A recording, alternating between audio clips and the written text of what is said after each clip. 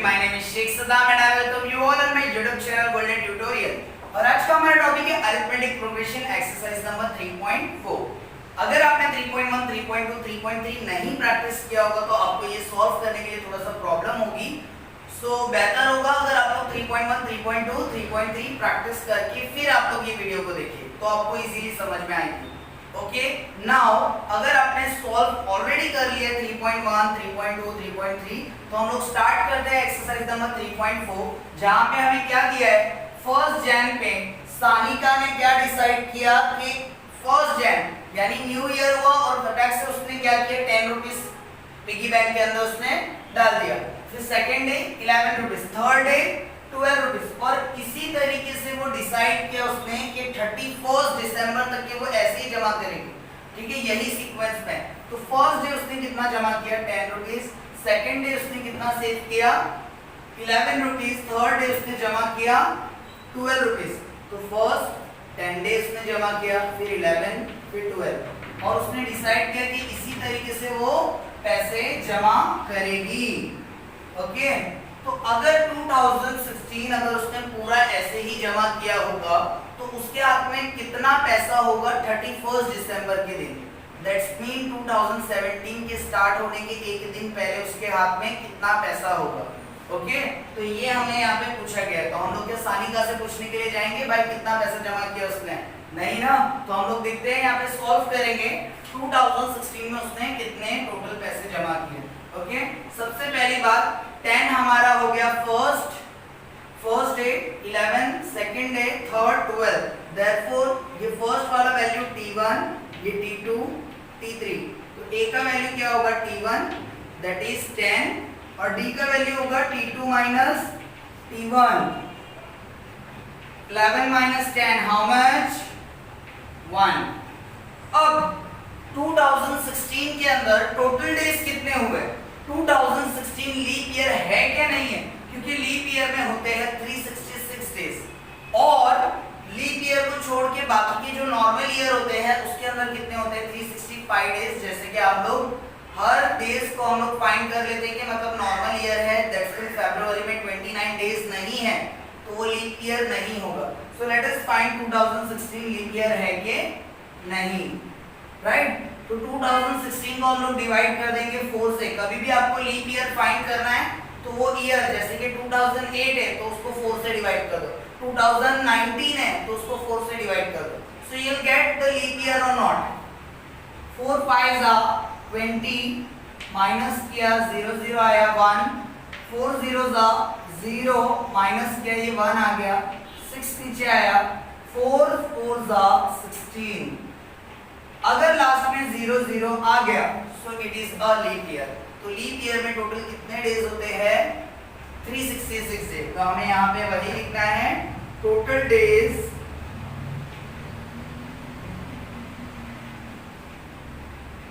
इन leap year.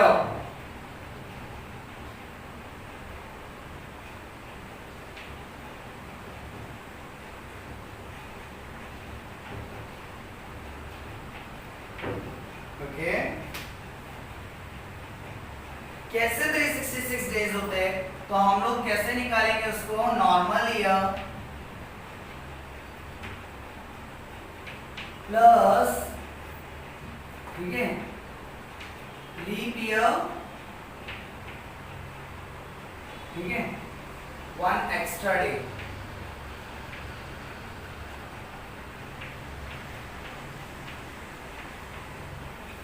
तो normal year में कितना होता है 365 और लीप ईयर में कितना होता है 1 एक्स्ट्रा डे।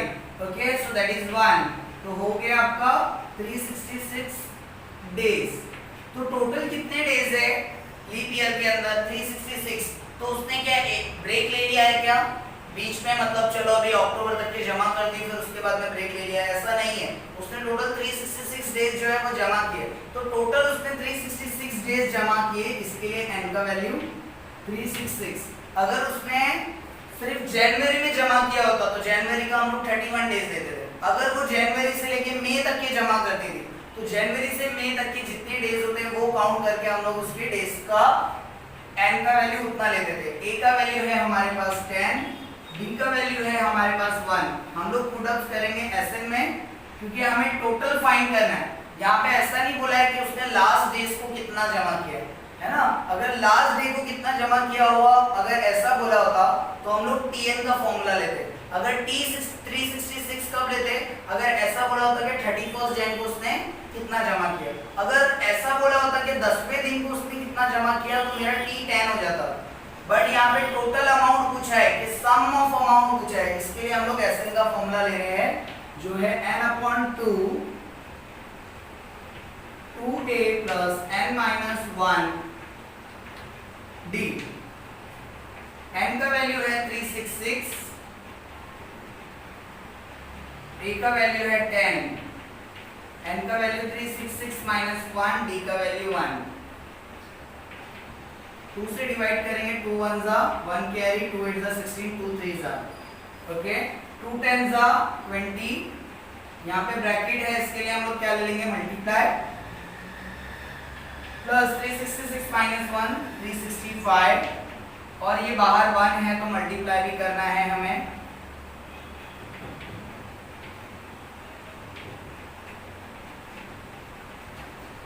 वन जा 365 प्लस करेंगे तो कितना हो जाएगा 365 प्लस 20, नॉट मल्टीप्लाई, ओके, ये प्लस है, सो 385 हो जाएगा, राइट। तो अब हम इसको मल्टीप्लाई करेंगे and we will get the final answer, okay. So 385 multiply by 183, 3 5 are 15, 1 carry, 3 8 are 24 plus 1 25, 3 3 are 9, 9 plus 2 11, 8 5 are 40, 4 carry, 8 8 are 64 plus 4 68, 6 carry, 8 3 are 24, 24 plus 6 30। अब 2 क्रॉस लेंगे, 1 से मल्टीप्लाई करेंगे, सेम 5 5 8 ये 9 9 और 5 14, 1 कैरी, 8 2 10, 70455। तो उसने टोटल सेविंग की कितना किया होगा, 70455 रुपीज। सो र बनाना है और बीच में लाइन कर देना, ओके। सो हम लोग यहाँ पे स्टेटमेंट लिखेंगे, total saving of Sanika is rupees 70,455, okay.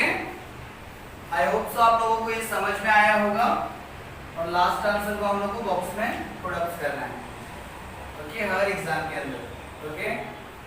I hope so आप लोगों को ये समझ में आया, और इसी तरीके के आगे के समय, तो अभी हम लोग आगे की वीडियो के पार्ट में क्वेश्चन नंबर 2 देखेंगे।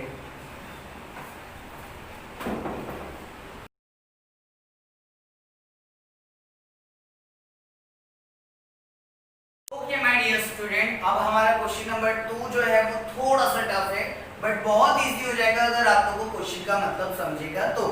अब यहाँ पे देखिए क्या दिया है, अ मैन बोरोव ₹8,000, एक आदमी ने 8,000 रुपए जो है वो बैंक से सपोज ले लिया and agrees to repay with the total interest amount of 1360, और वो वापस कितने करने वाला है, 8,000 भी देगा और 1360 रुपीज भी देगा एज अ इंटरेस्ट। अभी बैंक जो है वो तो दोनों अमाउंट लेगी ना, 8,000 रुपए भी लेगी और 1360 रुपीज भी लेगी इंटरेस्ट के तौर पर, अदरवाइज बैंक कमाएगी क्या।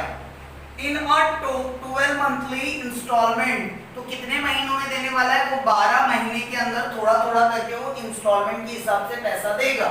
Each instalment is being less than the preceding one by 40, हर एक इंस्टॉलमेंट के बीच में कितना गैप है, 40 rupees. Find the amount of first and the last instalment, पहला इंस्टॉलमेंट कितना होगा और लास्ट इंस्टॉलमेंट कितना होगा वो हमें फाइंड करना है। फर्स्ट इंस्टॉलमेंट का मतलब क्या हो जाएगा, हमारा T1 क्या होता है, हमारा A होता है, तो हमें A फाइंड कर रहे हैं। एंड लास्ट इंस्टॉलमेंट क्या होता है हमारा, फर्स्ट टर्म और लास्ट में डॉट डॉट डॉट डॉट एकदम लास्ट में क्या आता है, Tn लास्ट टर्म। तो यहाँ पे हमें फाइंड क्या करना है, A एंड Tn। ओके, तो फाइंड Tn और A, ये दो चीज फाइंड करना है। और हमारे पास गिवन क्या है, हमारे पास दिया हुआ क्या है, तो पहले वो जमा कर लेते हैं हम लोग, राइट। तो 8000 उसको उसने लेकर आया और वो देगा 1360 इंटरेस्ट भी, तो टोटल अमाउंट वो देने वाला है, राइट। टोटल अमाउंट कैसे देगा वो, ओके, टोटल अमाउंट वो कैसे देगा, जितना उसने पैसा लेके आया, ठीक है। Amount borrow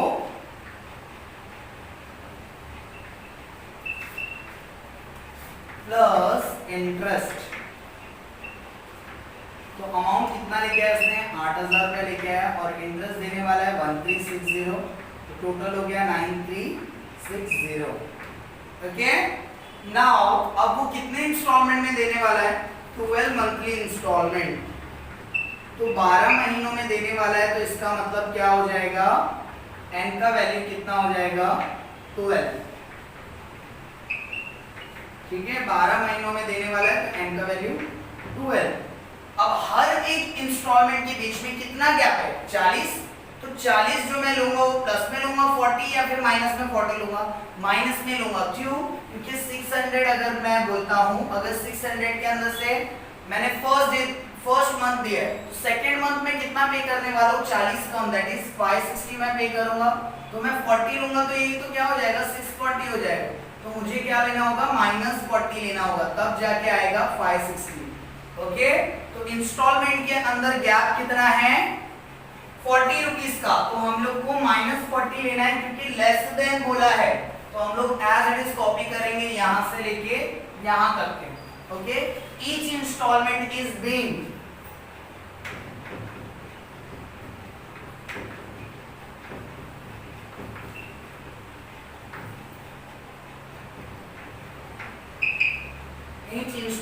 being less than preceding.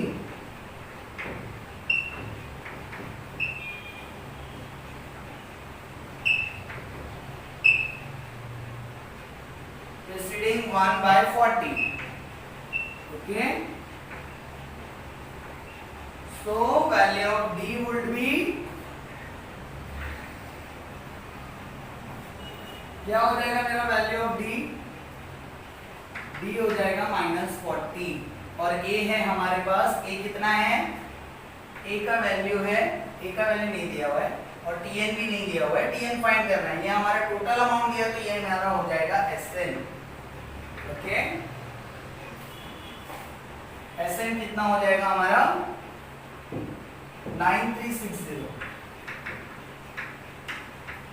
Okay, हमारे पास ए है, हमारे पास डी है, एसएन है, और हमारे पास है एन का वैल्यू 12 महीनों में पे करने वाले। ओके, एसएन का दिया हुआ वैल्यू, तो एसएन से स्टार्ट करते हैं, n/2 2a + n-1 d, this is nothing but the formula. आप लोग ब्रैकेट में फॉर्मूला लिख लो तो प्रेजेंटेशन थोड़ा सा अच्छा होगा। n का वैल्यू कितना है 12, a का वैल्यू नहीं दिया है, प्लस n का वैल्यू 12 है, -1, d का वैल्यू है हमारे पास -40। 2 के टेबल में 12 कब आता है 6, ये 2a + 12 - 1 11 × -40। नाउ S12 हमें Sn कितना दिया हुआ है 9360, तो Sn के नीचे क्या आ जाएगा 9360, ये 6 मल्टीप्लाई में नीचे आके डिवाइड, ठीक है, 6 डिवाइड में आ गया, तो ये ब्रैकेट को हम लोग ओपन कर सकते हैं, 2a + 11 4 4 4 0, राइट, और ये प्लस माइनस, यहाँ पे माइनस अभी भी आएगा, 11 4 -4 4 0, 6 से डिवाइड कर देंगे, 6 1 6, 3 कैरी, 6 5 30, 3 कैरी, 6 6 36 और 0 का 0, प्लस माइनस माइनस 440 माइनस 440 इस साइड आगे आ जाएगा प्लस 440, वहां पे माइनस इस साइड आ गया तो वहां पे सिर्फ 2a बचा। अभी ये कितना हो जाएगा 2000 और ये बच गया 2a। अब ये a ऐसे ही रहेगा, 2 डिवाइड में चले जाएगा। ओके, a ऐसे ही रहेगा, वहां पे है 2000 राइट, 2000 है, 2a था तो 2 डिवाइड में आ गया तो आ गया a का वैल्यू 1000, a का वैल्यू 1000 आ गया। अब हमें फाइंड करना है tn, तो tn का फॉर्मूला है a plus n minus 1 d। a का वैल्यू क्या है हमारे पास 1000, n क्या है हमारा 12 क्योंकि 12 इंस्टॉलमेंट में पे होने वाला है, d है हमारा माइनस 40, 12 माइनस 1 11 इंटू माइनस 40, 11 4 जा 4 4 0 plus minus minus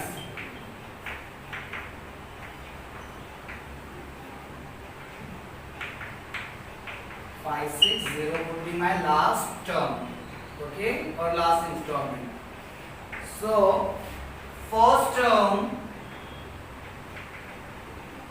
first installment, okay, first term first installment हो जाएगा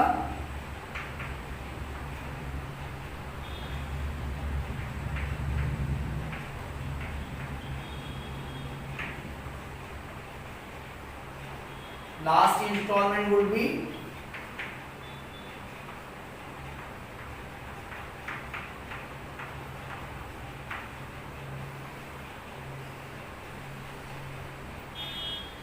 okay.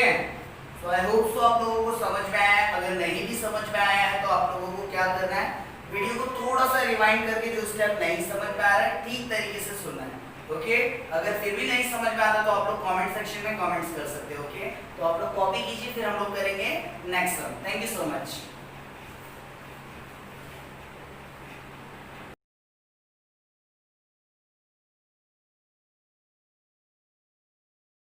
Okay my dear student, तो क्वेश्चन नंबर 2 थोड़ा सा टफ था, बट यहाँ पे क्वेश्चन नंबर 3 जो है क्वेश्चन नंबर 1 की तरह बहुत इजी है। तो यहाँ पे जो हमें फाइंड करना है 12 साल के अंदर सचिन ने कितना इन्वेस्ट किया है। तो पढ़ते हैं क्वेश्चन को। Sachin invested in a national saving certificate scheme, कुछ स्कीम के अंदर उसने पैसे लगाया। तो कितने लगाया है? इन the first year he invested 5000, first year, ठीक है। सचिन इन्वेस्टेड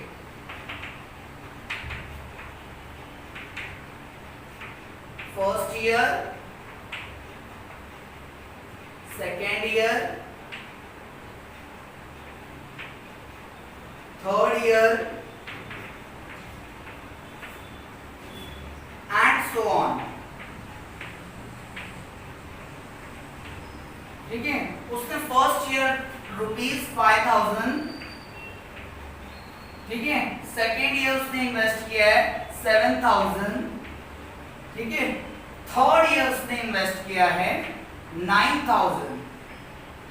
अगर इसी तरीके से अगर वो 12 साल तक के पैसे जमा करता है, फर्स्ट ईयर उसने 5000 लिखा, फिर सेकेंड ईयर उसने 7000 उसने इन्वेस्ट किया, थर्ड ईयर उसने 9000 इन्वेस्ट किया, फोर्थ ईयर वो कितना इन्वेस्ट करेगा 9, दोनों के बीच में कितना गैप आ रहा है 2 का आ रहा है, 2000 का आ रहा है। तो उसी तरीके से वो इन्वेस्ट करता होगा 7000, फिर आएगा 5000, फिर 7000, फिर 9000, इसी तरीके से वो इन्वेस्ट करते जा रहे हैं। तो आपको 12 साल का ऐसा लिख के प्लस नहीं करना है, आपको एसएन के फॉर्मूले से फाइंड करना है।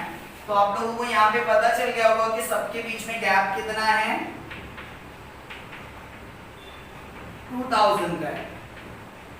ओके, 7000 माइनस 5000 दैट इज 2000, और यहाँ पे हम लोग लिखेंगे दिस इज एन एपी, क्योंकि हर जगह क्या आ रहा है सेम आ रहा है, this is an AP. Okay, so ये आपको हर सम में करना है।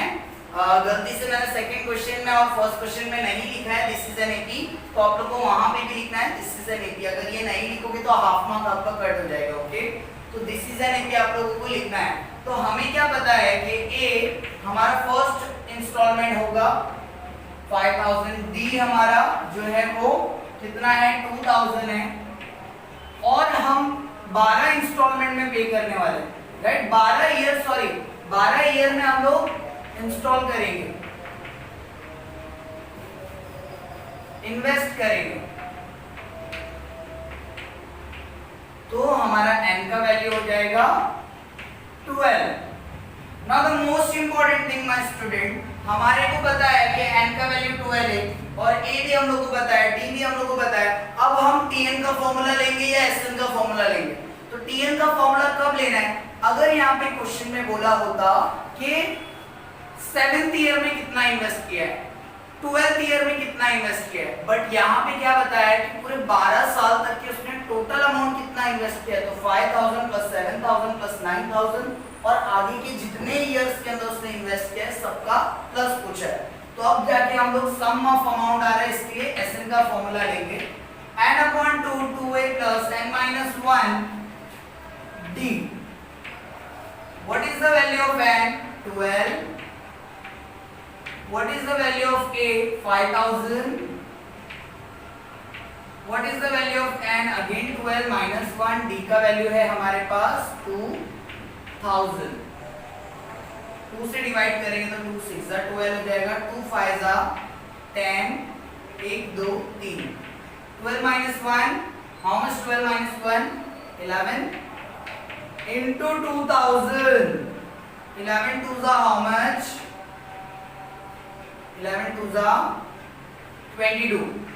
तो ये 10,000 प्लस 22,000 कितना हो जाएगा?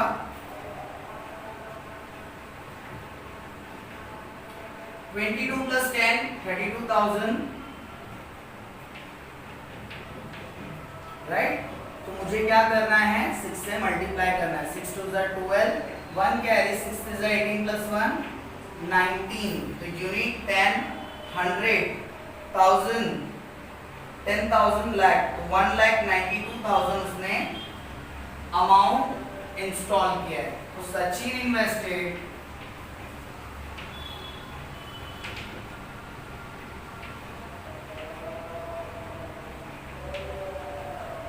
Rupees 192,000।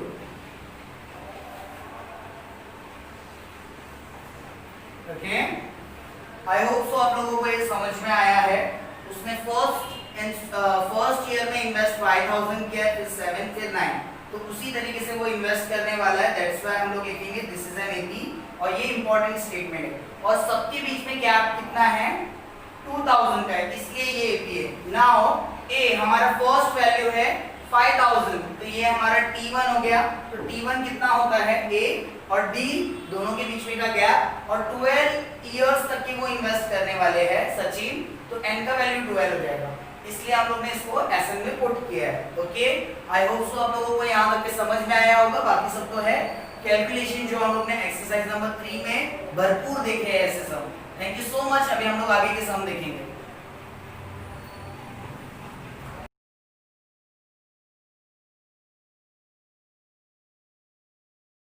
Okay, my dear student, now question number 4 जो कि बहुत सिंपल है, क्वेश्चन नंबर 1 की तरह ही है, बस थोड़ा सा ट्विस्ट है।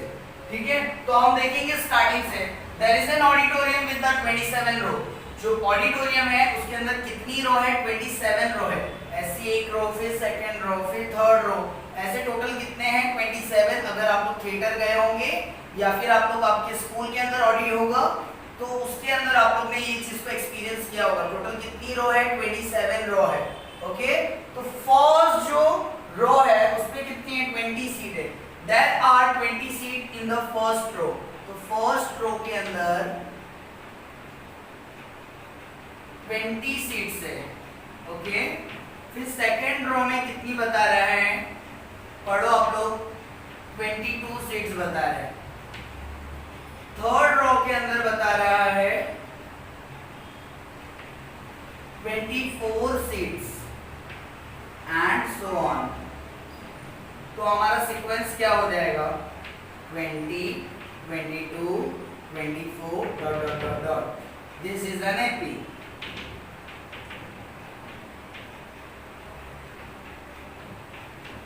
Okay, so what is the value of A? 20.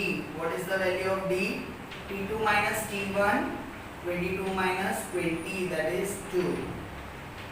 Okay, यहाँ तक के तो हम लोग को समझ गया कि 24 सीट है हमारे थर्ड रो के अंदर and so on. Find the seats in the 15th रो। अब मैंने आपको क्या बताया था कि लास्ट क्वेश्चन में सचिन का ऐसा नहीं दिया हुआ है कि 7th ईयर में उसने कितना पैसे जमा किया, 9th ईयर में उसने कितना जमा किया, वहां पे पूछा हुआ था कि टोटल अमाउंट उसने कितना जमा किया। तो वैसे यहाँ पे भी पूछा है कि टोटल जो ऑडिटोरियम है, जो पूरा थिएटर है, उसके अंदर कितनी सीट है, तो दैट इज SN। बट यहाँ पे हमें क्या पूछ रहा है, T15 पूछ रहा है। कैसे T15 पूछ रहा है कि जो 15वीं रो है वो 15th रो के अंदर कितनी सीट है, तो सिर्फ वो एक रो की जानना चाहता है कि find the seat in the 15th रो। तो 15वीं सीट हो गई हमारा T15, फर्स्ट रो हो गया हमारा T1 जो है 20, सेकंड रो हो गया हमारा 22। तो उसी तरीके से 15th रो जो है वो हमारा T15 हो जाएगा। तो उसका कितना वैल्यू आएगा, तो हम लोग को जो पहले दिया हुआ है उससे हम लोग फाइंड करेंगे। D का वैल्यू 28, D का वैल्यू हमारे पास है 2, और हमको क्या पता है there are 27 row. How many row? 27 rows. ठीक है, there are 27 row. Therefore, value of n would be 27. Okay? तो n की वैल्यू 27 किसके लिए होगी? Sn के लिए होगी। ओके, तो S27 हो जाएगा हमारा फाइंड करने के लिए। तो हम क्या लेंगे, Sn का फॉर्मूला लेंगे n/2 2a plus n minus 1 d। n का वैल्यू 27, 2a का वैल्यू हमारा क्या है, फर्स्ट वाला वैल्यू 20, n का वैल्यू है 27 माइनस 1, d का वैल्यू है हमारे पास 2। क्योंकि हर सीट के बीच में 22 माइनस 20 दो सीट हमेशा बढ़ रही है। ओके, तो 22 में से 20 गया तो 2, 24 में से 22 गया तो 2। ओके, 2 से डिवाइड होगा नहीं होगा तो ऐसे ही रख लेंगे। 2 into 20 40, 27 माइनस 1 26, और बाहर 2 इसको अंदर लेना होगा।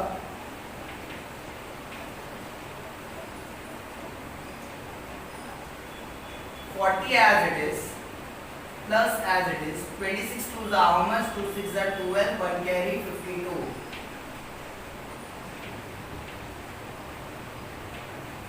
40 plus 52 how much, 92।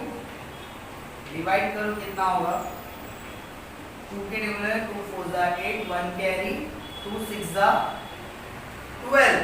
Okay, so 46 multiply by 27, this will be my total number of seat in the auditorium। 7 6 are 42, 4 carry 7 4 are 28, 29 30 31 32, और ये आ जाएगा 92। So there are how many seats in the auditorium? 12, 42, 1 2 4 2, right?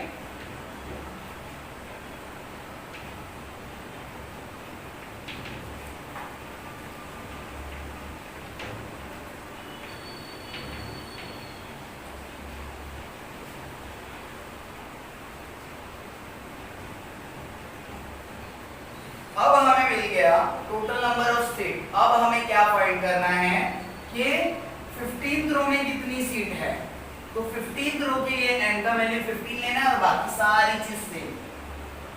T15 find करना है, S27 find करना था, इसके लिए n का वैल्यू हमने 27 लिया। अब T15 फाइंड करना है तो हम n का वैल्यू 15 लेंगे, बाकी ए और डी का वैल्यू तो यहाँ पे दिया हुआ है। Tn equal to a plus n minus 1 D. a का वैल्यू क्या है हमारे पास 20 प्लस n का वैल्यू है हमारे पास 15 माइनस 1, डी का वैल्यू है हमारे पास 2। 20 as it is plus 15 minus 1 14 into 2, 14 2 is how much 28, 28 plus 20 how much 48. So there are 48 seats in a 15th row. 15. ठीक है, आई होप सो आप लोगों को ये क्वेश्चन जो है अच्छी तरीके से जो है समझ में आया होगा। अब हम करते हैं हमारा सेकंड लास्ट क्वेश्चन।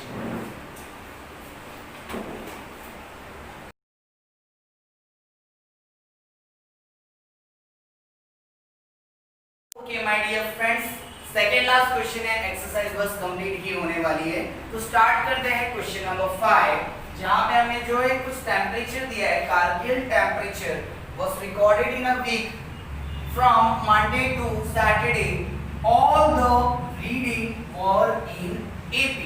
ठीक है, तो मंडे से लेके सैटरडे तक के रिकॉर्डिंग किया गया कि टेम्परेचर कितना होता है। The sum of the temperature of Monday and Saturday, Monday और सैटरडे का temperature was 5 degree more than the sum of the temperature of a Tuesday and Saturday. Monday और सैटरडे का जो टेम्परेचर था वो ट्यूसडे और सैटरडे के temperature से 5 डिग्री ज्यादा, ओके, कितना था।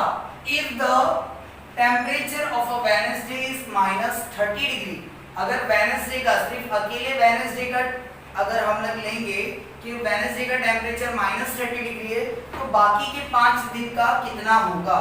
सो लेट अस फाइंड, हमें क्या लेना है, late the temperature on, let the temperature recorded on Monday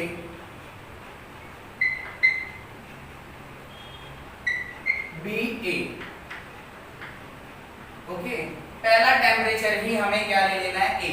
तो बाकी के टेम्परेचर में सिर्फ क्या करेंगे हम लोग, plus D plus 2d plus 3d plus 4d plus 5d, जो हम लोग ने एक्सरसाइज के अंदर ऑलरेडी कर चुका है पहले की एकदम बेसिक की एक्सरसाइज के अंदर, a plus D A plus 2d A plus 3d।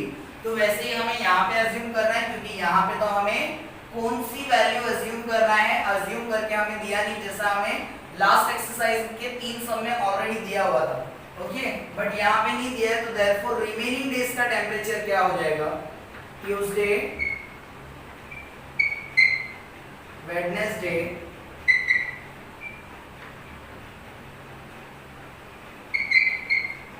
Monday, Tuesday, Wednesday, Thursday,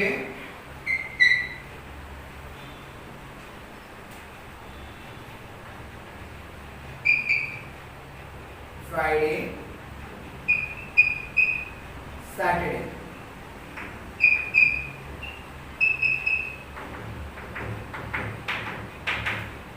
ए हो गया तो ए प्लस डी, फिर ए प्लस 2d, सिर्फ एक एक डी आगे हमें बढ़ाते जाना है, a plus 3d, a plus 4d, a plus 5d।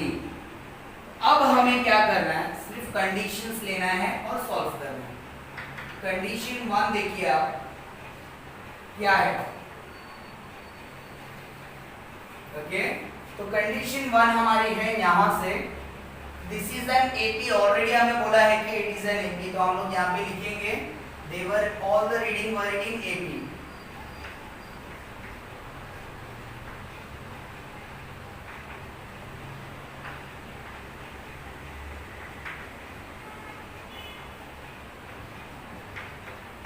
Okay, all the reading were in AP. तो कंडीशन 1 क्या बताया, the sum of the temperature of Monday and Saturday, sum बोला है इसके लिए मंडे प्लस सैटरडे का क्या दिया है मंडे और सैटरडे वॉज कितना था 5 डिग्री मोर देन का मतलब plus more than of what 5 degree more than the sum of the temperature of Tuesday and sum of the temperature इसके लिए प्लस Tuesday का और Saturday का ओके तो सैटरडे यहाँ पे भी है सैटरडे यहाँ पे भी है तो डायरेक्टली कैंसिल करोगे तो भी चलेगा और अदरवाइज वैल्यू लिख के करते हो तो भी चलेगा तो मंडे का तो क्या है भाई हमारा a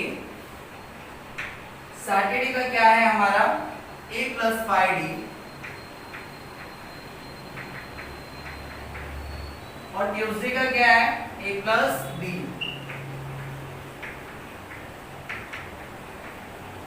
तो a प्लस 5d यहाँ पे भी है a प्लस 5d यहाँ पे भी है तो पूरा कैंसिल हो जाएगा ओके अभी a एक यहाँ पे भी है a एक यहाँ पे भी तो ये भी कैंसिल हो जाएगा तो बचा क्या सिर्फ वो लिख देते हैं यहाँ पे तो कुछ नहीं बचा है इसके लिए 0 और उस साइड क्या बचा है 5 बचा है प्लस b बचा है राइट तो मुझे किसकी वैल्यू मिल गई d की वैल्यू मिल गई प्लस 5 इस साइड आके माइनस 5 हो गया ओके अब हमें मिल गया है d का वैल्यू तो अब हमें क्या फाइंड करना है a का वैल्यू जिसके लिए हमें आगे एक और कंडीशन दिया गया है if the temperature of Wednesday was -30 condition 2 हमें दिया है वेडनेसडे का टेम्परेचर -30 है तो वेडनेसडे का वैल्यू क्या है हमारे पास Monday Tuesday Wednesday a plus 2d तो वेडनेसडे की जगह a प्लस 2d ले लेते हैं a का वैल्यू हम लोग ने नहीं निकाला है d का वैल्यू हम लोग ने ऑलरेडी -5 निकाला है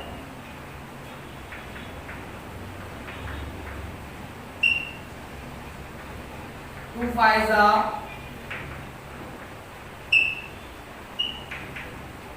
ये -30 ऑलरेडी है और ये -10 उस साइड जाके +10 हो जाएगा तो कितना हो जाएगा -20 देयरफॉर a का वैल्यू -20 और d का वैल्यू है हमारे पास -5 सो हमारा मंडे ट्यूसडे वेडनेसडे पूरा निकल जाएगा Monday Tuesday Wednesday Thursday Friday Saturday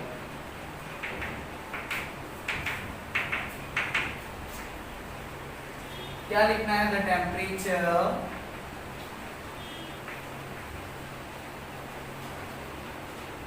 of the days are okay of the days are सबसे पहले हम लिखेंगे मंडे का मंडे का था a और a का वैल्यू क्या आया है हमारे पास -20 राइट ट्यूसडे क्या है हमारे पास a plus d a plus 2d a plus 3d a plus 4d a plus 5d तो a जहां पर है वहां पे a का वैल्यू पुट करना है d जहां पर है वहां पे d का वैल्यू पुट करना है a का वैल्यू क्या है हमारे पास तो a का वैल्यू है -20 तो -20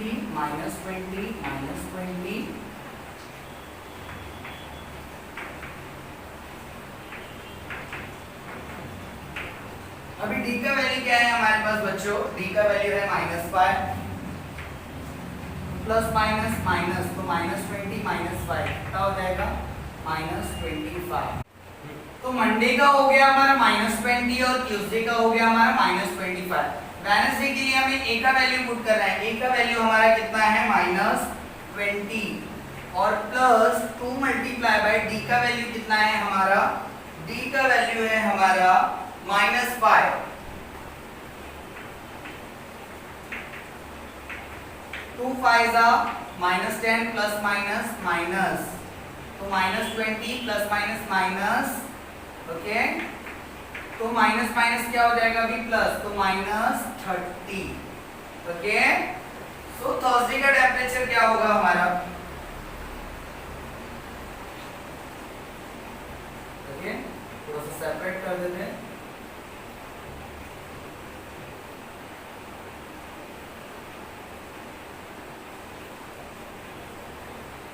थर्सडे का टेम्परेचर होगा, ए का वैल्यू है हमारे पास -20, डी का वैल्यू है हमारे पास -5, तो -20 प्लस 3 5 -15 प्लस माइनस प्लस तो -35 आ गया। ओके, फिर ए का वैल्यू क्या है हमारे पास -20 प्लस 4 इंटू डी का वैल्यू -5 -20 प्लस 4 5 -20। ओके, तो यहाँ पे क्या हो जाएगा हमारा -20 आ जाएगा -40।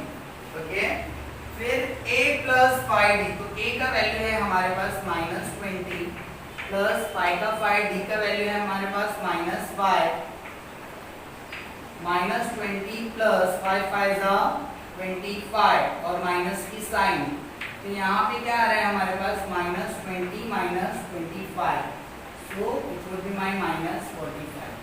ओके, तो ये हमारा फाइनल आंसर। थोड़ा सा इसके अंदर स्पेस कम है, इसके लिए आप लोग को ऐसा दिख रहा होगा, बट ये आप लोग कैलकुलेशन करोगे तो आपको फाइनल आंसर मिलेगा। Okay, thank you so much. अब हम देखेंगे लास्ट वन।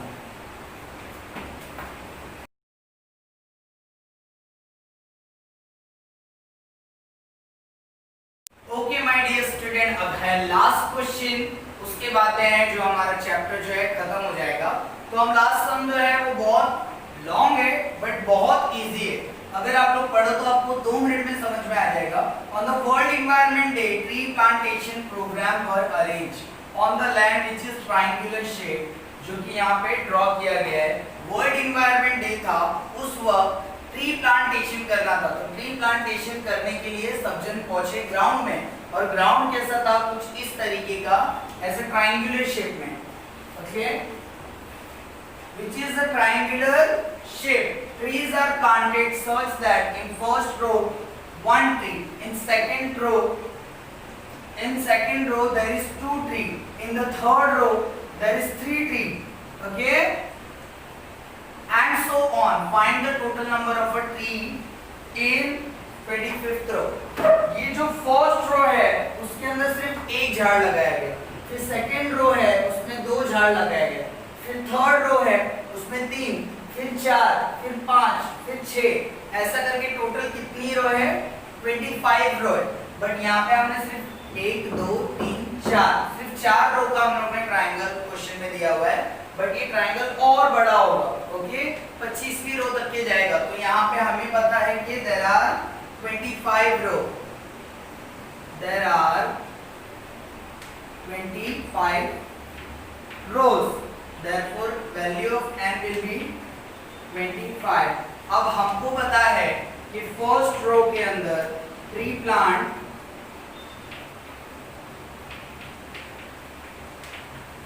इन फर्स्ट रो में कितना है 1, सेकेंड रो में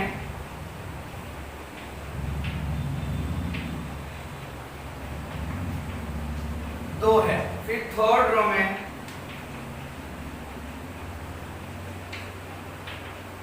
3 है। तो इसी तरीके से जो है बढ़ते जा रहा है।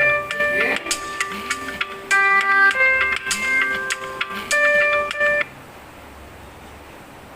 फर्स्ट रो में 1, सेकेंड रो में 2, थर्ड रो में 3, तो इसी तरीके से जो है वो बढ़ते जा रहा है। तो हमारा सीक्वेंस क्या हो गया, 1 2 3, दिस इज एन AP, क्यों, क्योंकि सबके बीच में गैप सेम है, this is an AP। Okay, so हमारे पास फर्स्ट वाला वैल्यू हमारा T1 है, तो A का वैल्यू 1, D का value T2 minus T1, 2 minus 1 1, N का वैल्यू है हमारे पास 25। तो Sn फाइंड करेंगे, क्योंकि total number of a tree बोला है। क्या बोला है क्वेश्चन के अंदर, find the total number of trees in a 25th रो, पूरे 25 रो के अंदर। ओके, कितने झाड़ लगाए हुए हैं। ओके, तो n/2,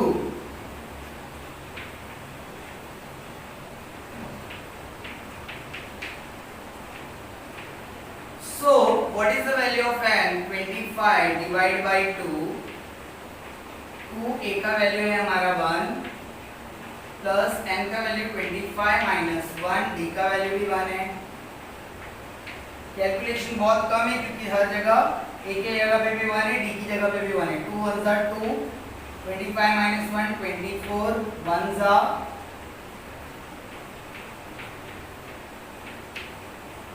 2 से 25 जाएगा नहीं, इसके लिए वो नीचे तक के ऐसे आया 2 as it is प्लस 24 1 जा 24, 24 प्लस 2 26, तो 2 1 जा 2, 13 जा 26, तो 25 into 13 बच गया। 25 into 13 करो, you'll get the final answer। 3 5 जा 15, 1 carry, 3 2 जा 6 plus 1 7।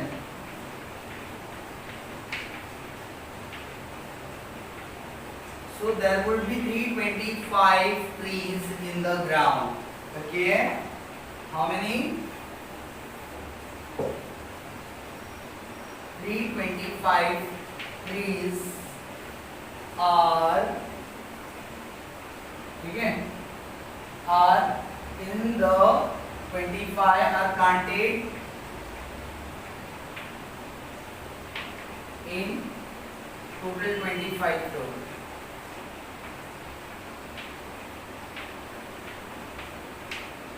Okay,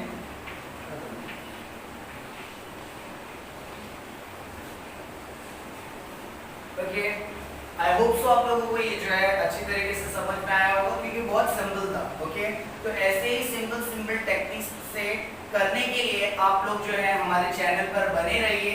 अभी बहुत सारी वीडियो जो है मैं अपलोड करने वाला हूँ। ओके, तो आप लोग जो है अपने फ्रेंड्स को भी शेयर करें और अपने जो रिलेटिव्स है उनको भी शेयर करें ताकि वो जल्द से जल्द अपना सिलेबस जो है बोर्ड एग्जाम्स के पहले कंप्लीट कर पाए और उसे रिवाइज कर पाए। So thank you so much, मिलते हैं हम लोग नेक्स्ट वीडियो में। Thank you so much.